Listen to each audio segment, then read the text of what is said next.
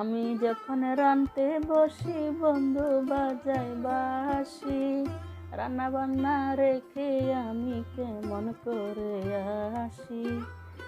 আসলে আমার এই রান্নার গান শুনলেই কিন্তু বন্ধুরা বাঁশি বাজাতেই থাকবে।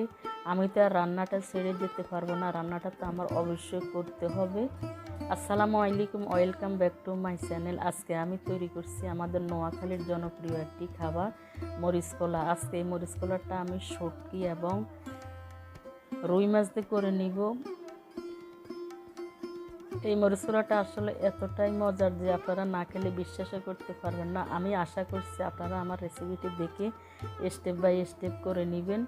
আজকে আমি শিলপাটায় বেটে মরিচ কলাটা করবো। আমি প্রথমে মরিচটা বেটে নিচ্ছি।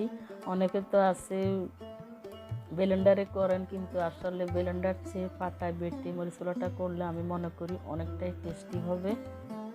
মরিচ বাটাগুলোকে অবশ্যই এরকম আড়া বাড়া রাখতে হবে, বেশি একটু ফিনিশিং করা যাবে না, তাহলে কিন্তু এই মরিচ কলাটা ভালো লাগবে না।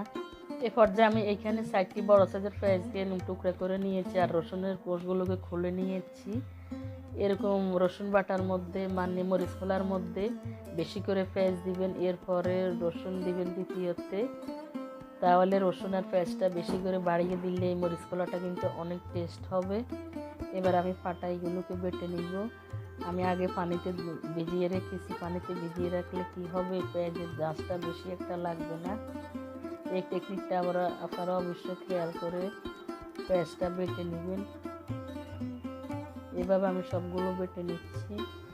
মরিচ কলার মধ্যে দেওয়ার জন্য আমি এখানে রুই মাছ নিয়েছি, বড় একটা লেজ নিয়েছি রুই মাছের, তারপরে 4 টুকরা মাছ নিয়েছি। এই যে পেটির টুকরাগুলো নিয়েছি, মাছগুলো একদম দেখতে খুবই ফিউর।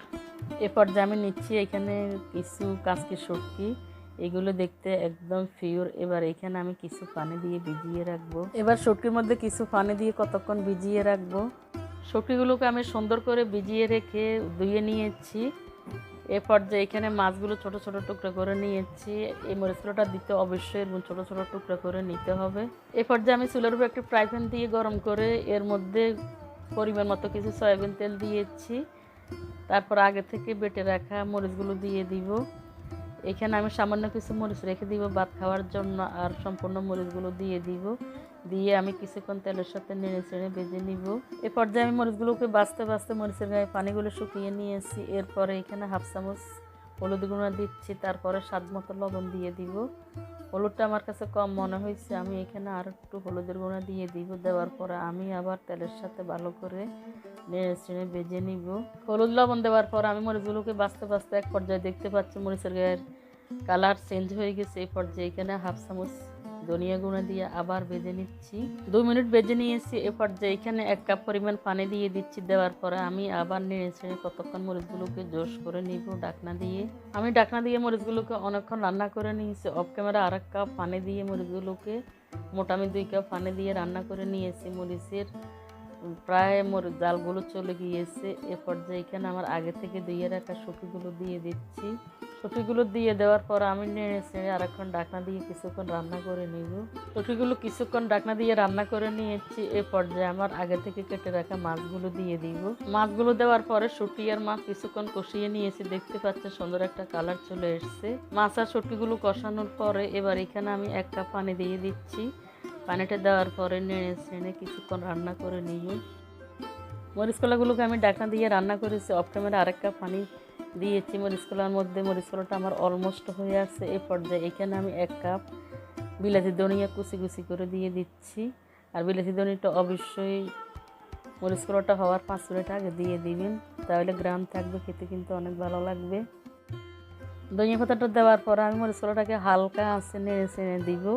আর অবশ্যই ফ্রাই প্যানটা ডুলে ডুলে নেড়ে নেবেন, তাহলে মাছ আর শুটকিগুলো ভেঙে যাবে, খেতে কিন্তু এত একটা ভালো লাগবে না, কাটা কাটা লাগবে। ধনিয়া পাতা দেওয়ার পর আমি ঢাকনাটা দিয়ে চুলার আঁচটা কমিয়ে প্রায় 5 মিনিট রান্না করে নিয়েছি। দেখতে পাচ্ছেন সুন্দর একটা কালার চলে এসেছে, আর উপরে তেলটাও বেশি উঠেছে। আমার রেসিপিটি কেমন লাগছে আমাকে কমেন্টসে জানাবেন, আর লাইক কমেন্ট শেয়ার করতে অবশ্যই বলবেন না।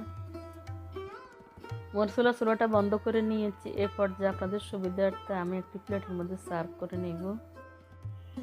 আমি একটু প্লেটের মধ্যে সার্ভ করে নিয়েছি। দেখতে পাচ্ছেন, দেখতে যেমন কালারফুল, খেতেও কিন্তু এই মরিচুলাটা দারুণ লাগবে। এই মরিচ কলাটা গরম ভাত অথবা পানি ভাতের সাথে আর রুটি পরোটার সাথে খেতে কিন্তু দারুণ লাগবে। এটা এতটাই মজার যে না খেলে বুঝতে পারবেন না। আশা করছি বাসায় একবার হলো ট্রাই করবেন আর খেয়ে মজা পাবেন আর আমার কথা মনে করবেন। আমার রেসিপিটি ভালো লাগলে আমার চ্যানেলটাকে সাবস্ক্রাইব করে পাশে থাকা অল বাটনে প্রেস করে রাখবেন। আমি যখন নিত্য নতুন ভিডিও ছাড়বো নোটিফিকেশনে পেয়ে যাবেন। আর প্লিজ একটি লাইক দিয়ে আমার ভিডিওর সাথে সংযুক্ত থাকবেন। দেখা হবে আপনাদের সাথে নতুন কোনো ভিডিও নিয়ে। সবাই ভালো থাকবেন, সুস্থ থাকবেন। দেখা হবে অন্য কোনো ভিডিওতে। Good bye.